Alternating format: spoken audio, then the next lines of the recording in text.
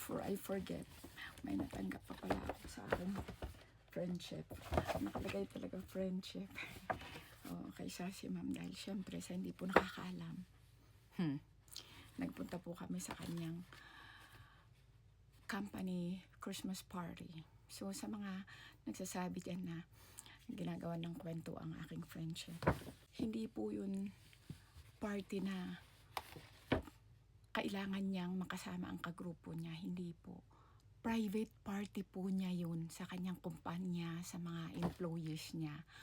Ang nakaganda lang doon dahil ipinagkaloob niya na kung gusto namin na mga friends niya na pumunta, we were more than welcome.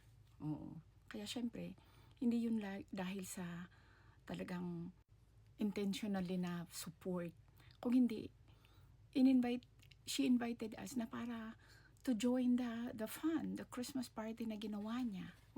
Nag-effort din naman siya, 'di ba? Kasi nga kahit may sakit ako, may nakarating sa akin na mga haka-haka dyan na kiso, may na hindi nagpunta dahil nandoon kami. Huwag nyo nga kaming isali dyan sa inyong pagka-toxic.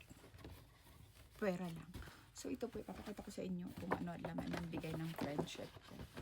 So that was my name sa kanyang party. Pakabongga ng party ng friendship ko. Talagang sa kanyang kumpanya lang talaga yung exclusive.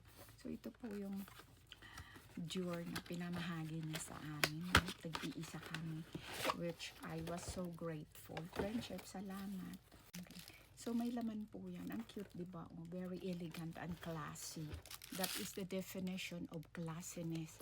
Hindi yung iinom-inom kayo dyan ng kunyari wine, class na socialite na ang feeling ninyo. Che. Ako minumugmog ko lang, hindi sa pagmamayabang. Dahil New Year today. Minumugmog ko lang yung mga domperin yung dyan. I don't need to brag because that is basic. Inumin. Negative naman. So ito po yung naman lang sa akin. Primer. Kasi nga paubos na yung sa akin. Thank you, friendship. So may primer na po akong bago.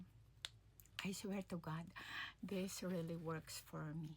And then meron po tayong mascara. Ang nakabuti dito dahil yung kanyang container, parang Kanash leather, talaga siya, yung kanyang material. So ito po yung ating eyelash. Pasensya na po talaga, walang beauty ang inyong lingkod today. Pero kahit may sakit ako, I am contented with my beauty. Kahit pasabihin ninyo sa 2026, ipagpatuloy ninyo na nagmamanas na yung aking cheekbones. Ang mga mata ninyo ang nagmamanas. Magpatingin na kayo dyan. So, thank you, friendship. Shout out. Alam niyo ang friendship ko, may message na ako talaga na nag-wish siya sa akin ng Happy New Year na sana abundansya ang aking 2026. Bahala kayo dyan. So, friendship, may purse na naman ako. And then, from my Your Honor, nabunot ko siya sa aming exchange gift doon.